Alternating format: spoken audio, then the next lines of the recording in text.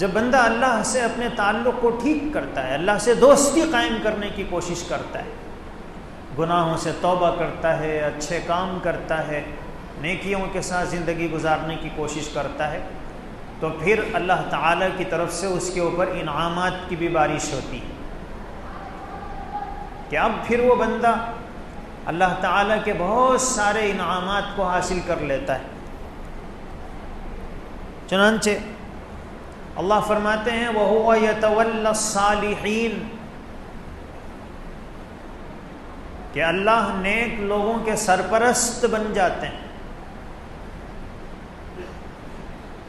سرپرست بن جانے کا کیا مطلب؟ ایک بچہ اس نے اپنے دوست سے کہا کہ میں حج پر جانے والا ہوں، تو اس کے دوست نے پوچھا کہ پیسے ہیں تمہارے پاس؟ بولے ہمارے ابو کے پاس ہے۔ پاسپورٹ تم نے بنا لیا؟ بولے وہ ہمارے ابو بنا لیں گے۔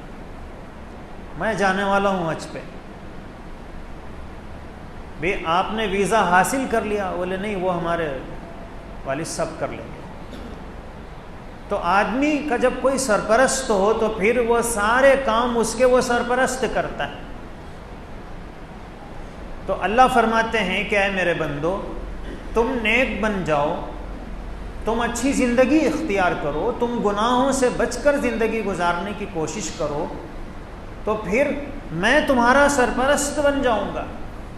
پھر جس طرح بچے کو کوئی فکر نہیں رہتی ہے کہ یہ کیسے ہوگا، یہ کیسے ہوگا،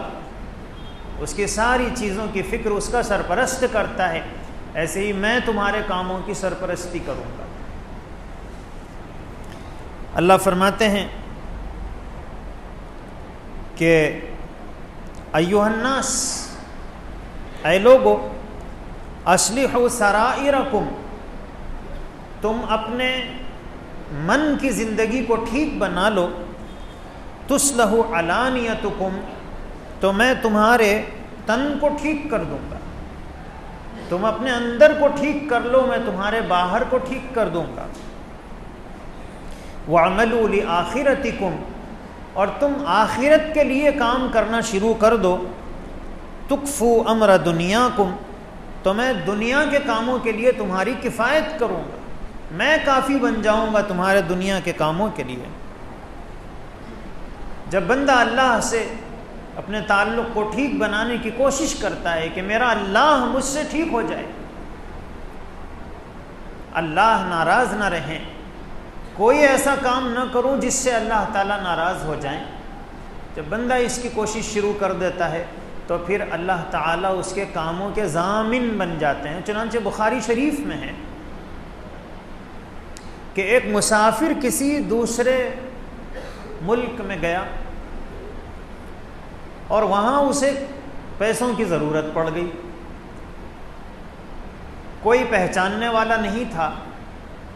تو اس نے ایک آدمی سے کہا کہ بھئی مجھے اتنے پیسوں کی ضرورت ہے اور مجھے یہاں کوئی پہچاننے والا نہیں ہے، میں اللہ کو ضامن بنا کر کہتا ہوں کہ میں تمہارے پیسے فلاں وقت تک واپس کر دوں گا۔ تو وہ جو بندہ مومن تھا اس نے سوچا، اس کے دل میں رحم آیا کہ پتہ نہیں اس کی کیا ضرورت ہے، کیا پریشانی ہے، اور پھر یہ اللہ کو ضامن بنا رہا ہے، تو اس نے اتنے پیسے دے دیے۔ اب یہ اپنے وطن واپس آ گیا، لیکن اس کے بعد دریا سیلاب آیا اور دریا بہت پانی کی سطح بڑھ گئی اور ممکن نہیں تھا کہ یہ سفر کر کے اس ملک تک پہنچ سکے، اور پہلے زمانے میں اس کی سہولتیں بھی نہیں تھیں۔ تو اب یہ بڑا فکر مند کہ میں نے اس سے وعدہ کیا تھا کہ فلاں وقت تک تمہارے پیسے تمہیں پہنچا دوں گا، اور میں نے اللہ کو ضامن بنایا تھا، لیکن اب کوئی شکل نہیں ہے اس تک پہنچنے کی اور پیسے اس تک پہنچانے کی۔ تو اس کے ذہن میں فوراً ایک ترکیب آئی، اس نے ایک لکڑی جس میں اندر خول ہوتا ہے، بمبو جس طرح ہوتا ہے اس ٹائپ کی لکڑی اس نے لی، اور اس میں جو پیسے اسے دینے تھے، پہلے زمانے میں جو سکے ہوتے تھے وہ تو سونے اور چاندی کے ہوتے تھے، تو اس نے وہ سکے اس کے اندر بھرے اور پھر اس کو اچھی طرح باندھ دیا، پیک کر دیا، اور اندر ہی لکھ کے بھی اس نے ڈال دیا کہ میں نے تمہارے اتنے پیسے لیے تھے اور فلاں وقت تک تمہیں پہنچانے کا میں نے وعدہ کیا تھا، لیکن پانی کی یہ لہریں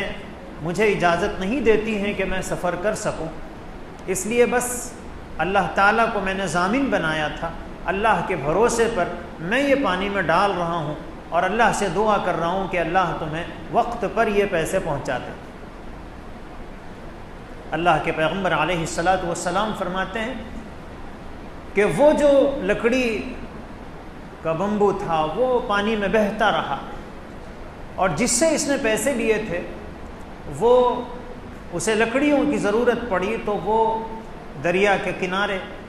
کچھ درخت تھے تو اس نے سوچا کہ وہاں سے لکڑیاں کاٹ کر لا لوں گا۔ وہاں پہنچا تو اس نے دیکھا کہ پانی میں ایک لکڑی بہہ رہی ہے، تو اس نے سوچا کہ کاٹنے تک تو دیر ہوگی، چلو اسی کو حاصل کر لیا جائے۔ اس نے وہ لیا اور گھر لے جا کر جیسے اسے کھوڑا تو پھر اندر سے پیسے نکلے، اور پھر اس میں وہ چٹھی بھی اسے ملی جس میں اس آدمی کی تحریر تھی۔ اللہ کے پیغمبر علیہ الصلاۃ والسلام نے یہ واقعہ بتلایا کہ جب اللہ تعالیٰ پر انسان بھروسہ کرتا ہے اور اللہ تعالیٰ سے اپنے تعلق کو مضبوط بناتا ہے تو پھر اللہ اس کے کاموں کے ضامن بن جاتے ہیں، کہ پھر سمندر بھی اس کے کام کرتے ہیں،